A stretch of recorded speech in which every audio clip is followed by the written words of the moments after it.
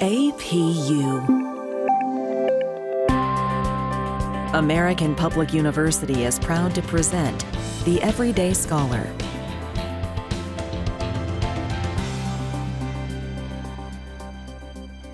Hello, my name is Dr. Bjorn Mercer, and today we're talking to Dr. Amber Narro, full professor at Southeastern Louisiana University.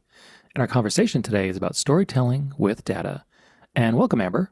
Thank you so much for having me. I appreciate it. Looking forward to it. Yeah, I'm excited about this conversation. And so you teach students and journalists to appreciate data. What is it like to go through that process for them to really appreciate and essentially respect data? I think that's an interesting question.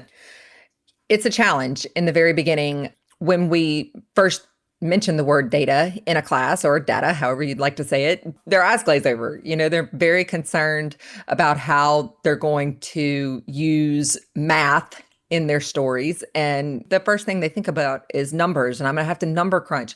Probably so, is what I typically tell them. But a lot of times we're grabbing data that's already out there, information that other people have collected, and we're just trying to relate it to a story or give it a local angle so that it makes sense. Students are typically afraid, but once they see that data can actually enhance their stories or serve as an additional source for their stories, they calm down a little bit and they realize that it's all about credibility. And I really love how you said that. It's all about credibility. It reminds me of students in general when they go, non-math students, when they go to college, they're really afraid of math, which is too bad. But one thing that all students should have is some sort of math literacy, some sort of numbers literacy. They don't have to do trig or calculus or know all these fancy math, which I don't know how to do either. But they need basic statistical literacy. Can you briefly explain why it's important for journalists and also just for people in general to have your basic statistical literacy? Not only is it important for journalists to understand what they're writing, but it's also important for them to understand how to relate that to their audience. Instead of just saying, this tax is going to be this much, to actually be able to explain that and its implications. Oftentimes we'll see data and take it at face value and just say, oh, well, 10% of the population believes this, and think that that's not a big number. But when you start relating it to other things, like if it has consequences, then that 10% is larger than what that number seems. So in the very beginning of my classes, I always go over these words that are very much overused in journalism, particularly, and I'm a broadcaster too, I'm in radio, but we use it all the time, many or most, right? And you have to be careful with the word most, because most means 50% plus one. It means that more than the less is saying something, or more than the lesser believes. And you've got to be careful with those words, and used irresponsibly, they could be pretty damaging to a story. Another one is many. Many means different things. Many marbles in your hands might be 40. But if you've had many house fires, that might just be 3. So it depends on how you use words and how you're relating them in your stories and localizing them to how these words play. So when you use data and you replace those dreamy words like most and many with actual numbers, then they start to make sense to your public. And that's just responsible. And I really like how you said responsible, because words are extraordinarily difficult. Which words we choose is actually one of the more important things we ever do when we write articles. When I was a young writer, I would use words, I would say irresponsibly, because I didn't quite know what they meant or how to properly use them. It reminds me of when a really interesting stat that you find at Pew Research is the growing number of nuns, not nuns, but nuns as far as religious affiliation. And so over the last few generations, nuns has gone up from single digits to about 25%. And also, depending on if you look at Pew or Gallup, that'll range from 20 to 30%. But then when you look at how it's reported, sometimes it's like the percentage of nuns is increasing. Other times you'll see it, more and more Americans are leaving the church. Or other ones you'll say, America is becoming an irreligious country. And you'll literally see these headlines with the exact same data point, in which the percentage of nuns is still a minority for sure. 25 is nothing to sneeze at, but it's not, like you said, most, which is 51. Right. And one of the things you're bringing to mind right now is there's actually a story that I would encourage you and your listeners to look up. It's on Shelley Pennefather. And they go through a lot of things. She was a basketball player, played in college, highly recruited, and also played professionally, and decided to leave professional basketball for one of the most strict nun orders in the world. And they go through all of this data with her, talking about how many hours that she has to stay away from her family or stay away from speaking. I mean, there's so many things that they're not allowed, quote unquote, right, to do in this order. They walk around barefoot. So there's tons of different things that they are or not allowed to do in this religious area. But the story is very much driven by data. And one of the things that I ask my students when I get them, I almost play this video in every class, and it's on YouTube. ESPN did it. Shelley Pennefather is her name. One of the things that I always ask my class is, who's the reporter after it's over with? Nobody knows. Nobody's got a clue. And it's actually Robin Roberts who is doing the narration of this story. She didn't report the story from the very beginning, but she did the narration of this. And nobody can figure out who it is in the end.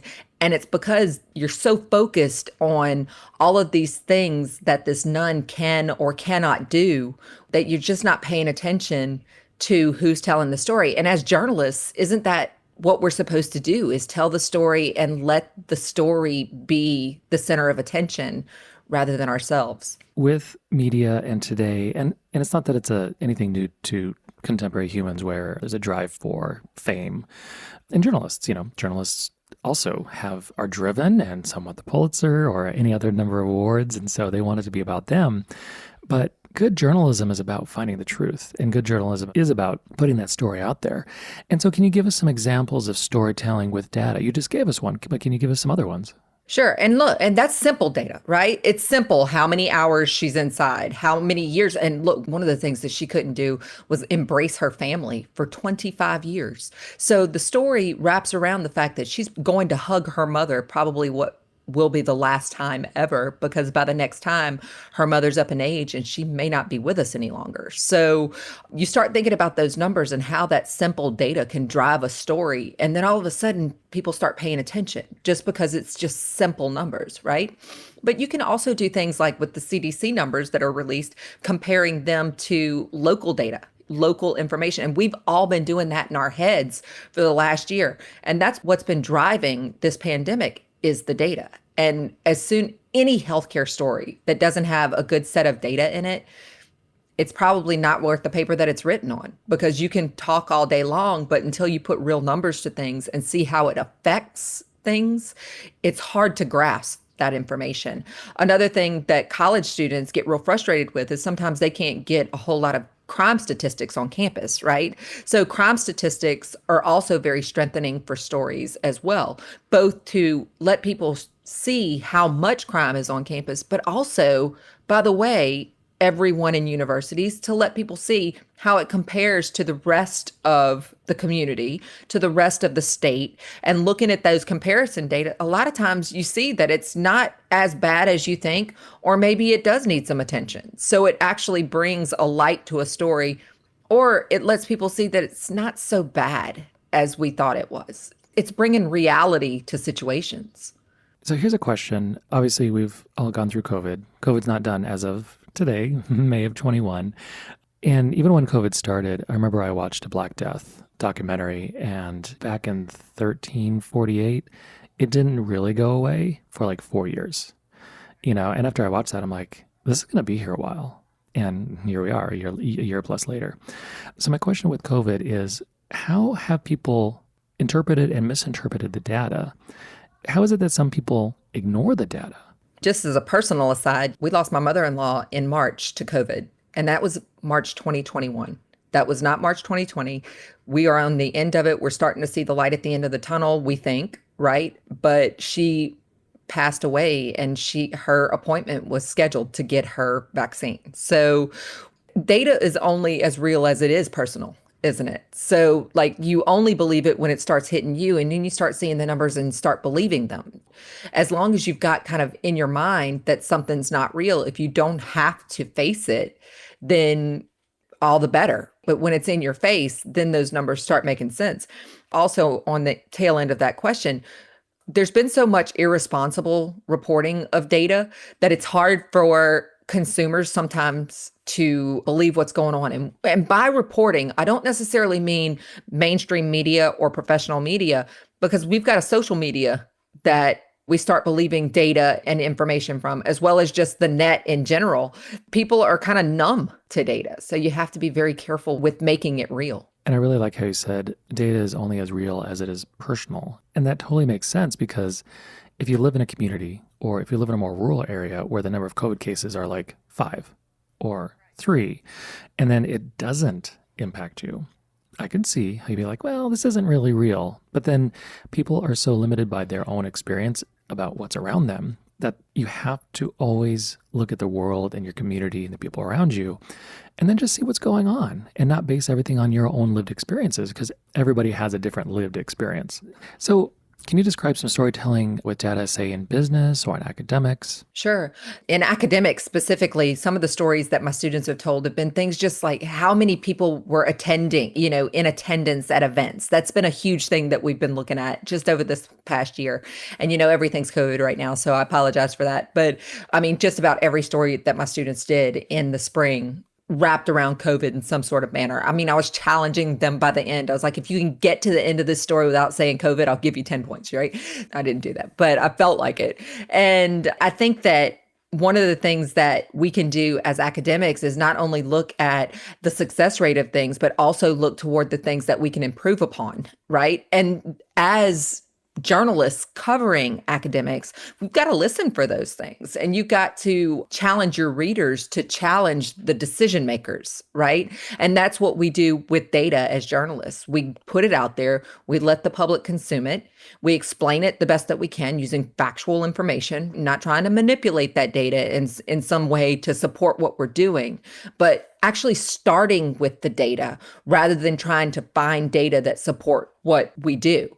And we're taught that as academics as well, that we start with the data rather than saying something and then going to find people who support us. We want to challenge ourselves. And that's what we're supposed to do as journalists, is challenge our readers so that they can challenge the decision makers. And I'm really glad about what you brought up, because it really makes me think about journalists and researchers. And as a journalist and a researcher, you can really unintentionally bias where you're going with your story or your research, so much so that if you're trying to get to point A, you can actually get to that outcome unintentionally and put out misinformation. And I don't say disinformation, because disinformation is typically information that is put out there on purpose to confuse people. But it's very easy for your average person, hardworking, to put out misinformation because sometimes you don't know. It really makes me think of just how difficult social media has made information literacy today, because there's so much information. And the example is on my phone. I was scrolling once and then I saw one of my articles there. I was like, hey, that's me. I wrote that.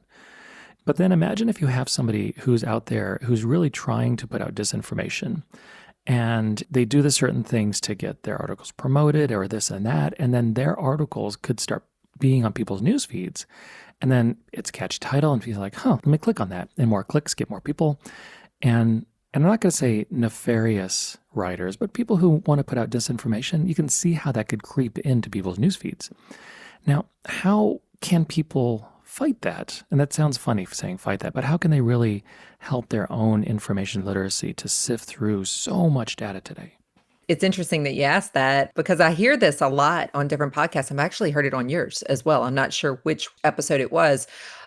We need to look at different sources. We need to not trust the same source that we look at over and over and over again, and actually go in and look at the local news, look at several different national news sources, and then make up our minds based on several different sources rather than reading the same thing over and over again, because that in and of itself creates a bias, doesn't it? So if we're just looking at the same source over and over again, however balanced it is, there's a bias.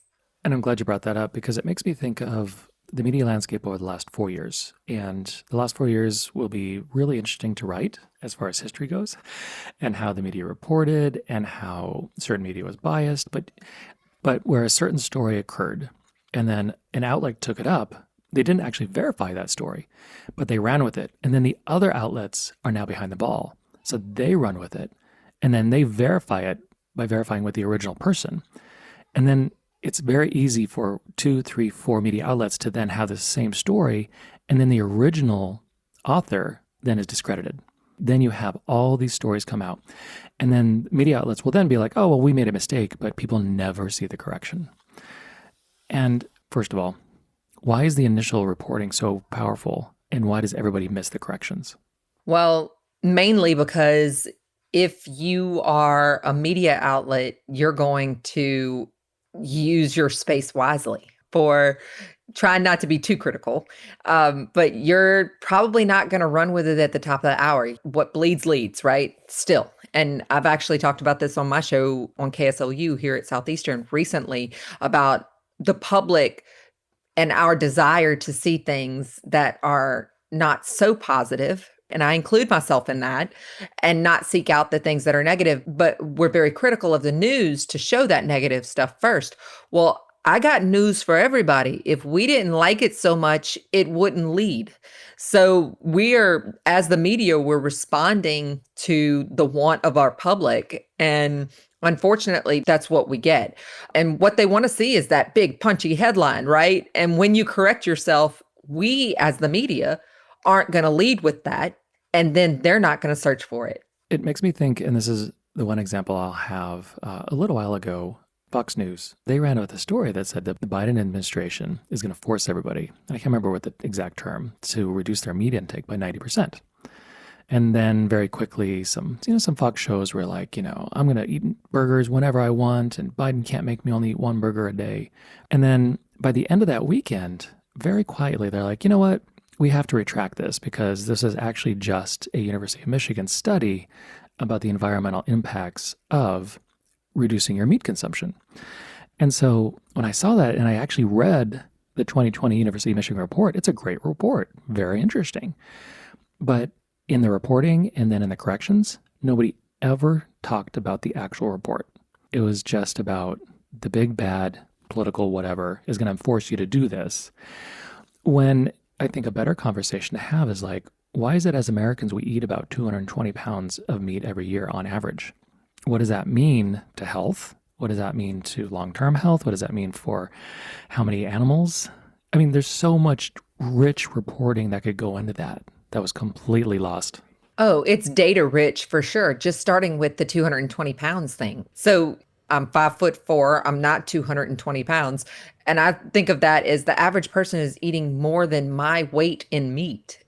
It gets real, right? That's when you can personalize it and make that real. And as soon as you can do that, people start listening. You can say it's environmentally unfriendly, but when you start talking about the number of animals, then all of a sudden we can picture these animals, standing in a pasture and feel sorry for them. But then so much emotion gets wrapped up in reporting. It's unfortunate. I don't mean to say that emotion's unfortunate, but that certain outlets choose to go forward with the emotional side versus the actual story side. Absolutely. You mentioned the story about Japan and the comparison kind of data. And it made me think of the recent local academic story in our area. We had our parish, because I'm in Louisiana, a parish tax that was coming that was proposed by the school board that said it's a tenth of a penny. And they did this big campaign on it several years ago, and the tax failed.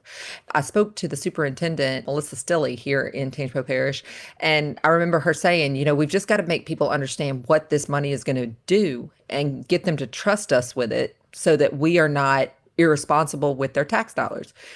So over the last couple of years, they've really taken some time and told the parish, told the citizens what they were going to do with this money. Raises for teachers, also making sure that some of the schools were taken care of, the student investment, things like that. So they really started putting this data, which all people were hearing was extra taxes, into a real sort of something that people can visualize, and it's tangible. We want to pay our teachers. Yes, of course we do, right?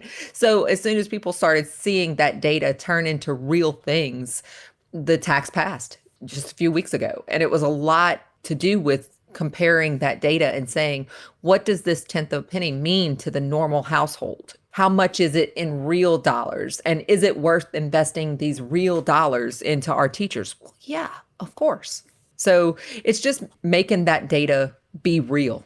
No, I love that. And making data real is so important because just like we've talked about, some people just can't relate to data. And then some people, it's not part of their lives. So having them realize how it can impact them positively is so important. And today we're speaking with Dr. Amber Narro, and we'll be right back after a short break. At American Public University, we believe quality education must be more affordable. That's why, as a leader in online higher education, we focus on minimizing costs and maximizing return on learner investment. And we believe higher education must be more accessible. So our online programs start every month. American Public University, within reach, without limits. Learn more at americanpublicu.com. And we're back with Dr. Amber Narro. And so the next question is, data is a starting point, not the supporting point. Find the data first and then the sources, not the other way around. How do you start? All right. So mainly you start with a topic. And what I tell my students is what they'll try to do in the very beginning, especially beginning journalists, will try to find all the information on that topic that they can and start writing the stories and then call for quotes. So what they'll do is write the story in its entirety. And then what you see is at the very bottom, you'll say, this person had this to say about this topic, introducing their quote rather than doing a transition. But what they basically do is leave the sources for the bottom. And then maybe at the bottom, they'll also say, and additionally, 50% of people feel this way. So I try to explain to them that if they take the data in the very beginning and then they turn that data into questions for their sources, that even strengthens the data further because now you allow your sources to explain the data. You've done the research on the data and your sources and your experts have explained it. And that just gives your story so much variety. And oftentimes students will see that the original thought that they had around this data is actually not correct or not complete. And their sources complete that data and allow them to bring that credibility to the story. So when I say start with data, what I mean is the data can also let you know if this is a story worth covering. Because if you do look at it and you see that there's a lot of information surrounding the topic of the day, make sure that you go adopt kittens, right? Kittens are everywhere. And there are, one of the things that I just learned as far as data was concerned is like the average age of a cat is so low because most cats die very early on because there's so many available. And I've got this friend, she calls herself Cat Vet. Her name is actually Cat, so it's like it's an interesting little play on her name as well as what she does for a living. She's a veterinarian and she's a cat rescuer. And she does a lot of data posting on her Facebook page that really kind of brings it home. But what if my heartstrings are just pulled by this, right? And I'm just care so much about cats and I love my cat. She's wonderful. She is a pain in the rear end, but she's fantastic too. I look at the local shelter and the local shelter has no cats, or maybe they just have one or two. Is it really a local story at that time? Is it real at that point to do a story on this? Now, I know I'm pulling at straws there because there's always cats available.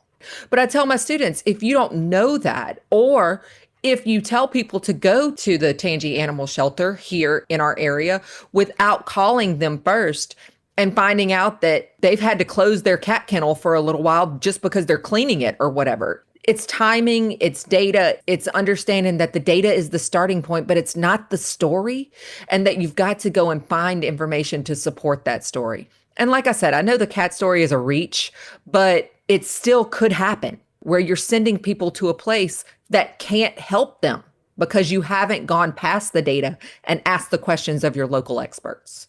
And I really love how you said data is the starting points, because here I'm going to give you a scenario. So from the 2017-2018 census data, so it's probably been updated, I just haven't researched it since 2020-21. The median household income here in the U.S. is about $60,000. And then for white households, it's around $69,800, so almost $70,000. And then for Black households, it's 40,000. Asian, it's 83, and Hispanic, it's 51. And those are wildly different. And so if data is the starting point, how do you try to get that information out there? Because I've read so many articles about this, explaining it, and articles that really do a great job, but then so many people don't seem to understand the difference of household income. Do you find that that's because they read an article and they're in one of those categories and that's all they focus on? Possibly, but I also think it's because you don't go past the numbers and actually try to localize it.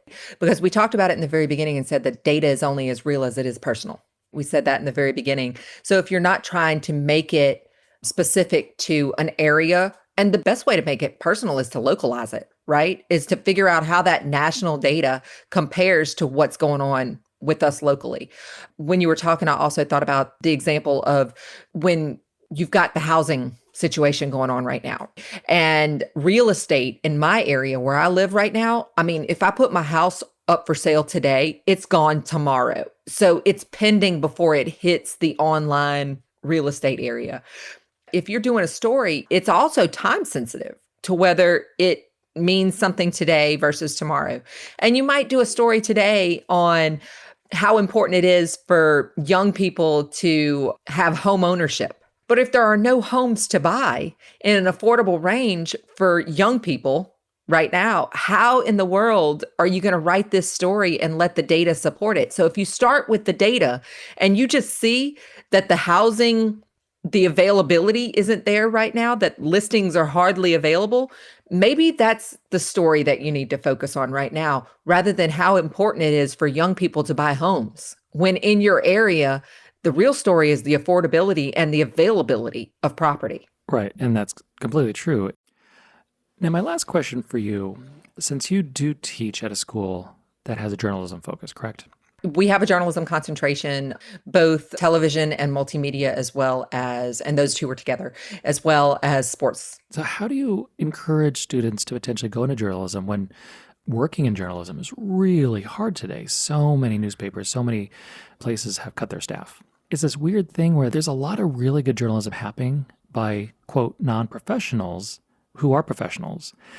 But then the typical step to go into journalism is really, really confusing today versus, say, a generation ago.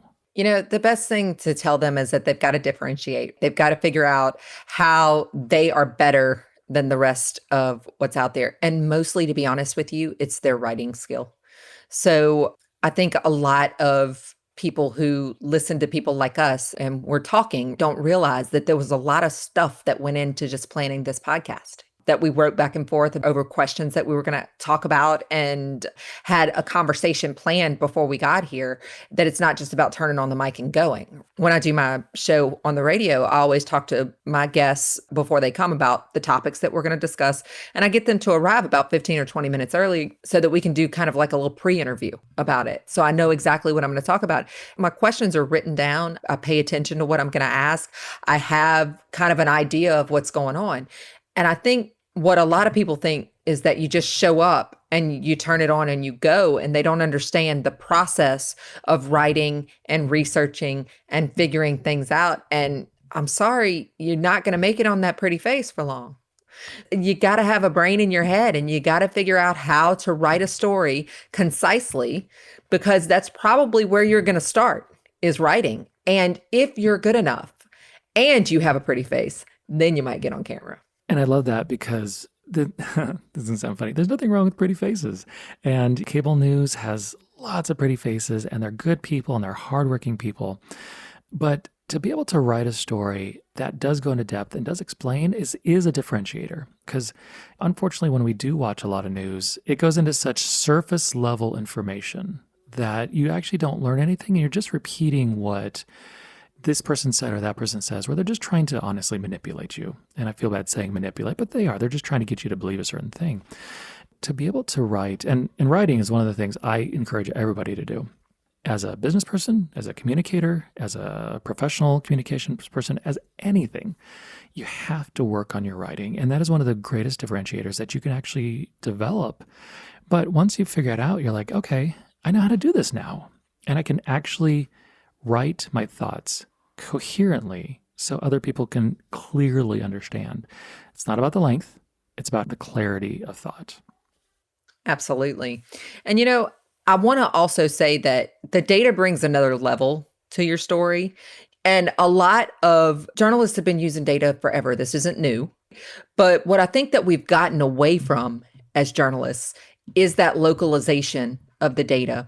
And I think what a lot of us have tried to do, and I think the ease of getting so much information at our fingertips has taught us to look for the data to support what we believe, rather than to look for data and then go into it. And that's what I just want to remind journalists to do, that if you've got a pile of data, that's fantastic. That's wonderful. Use the data that's available to you from credible sources to write your stories in a localized manner so that it makes sense to people, rather than just grabbing it and using it to support some idea or topic that you kind of already had in mind. If you start there and then you explore it and you give it a chance to talk to you, then you've got a good story, rather than just seeing it and plugging it in.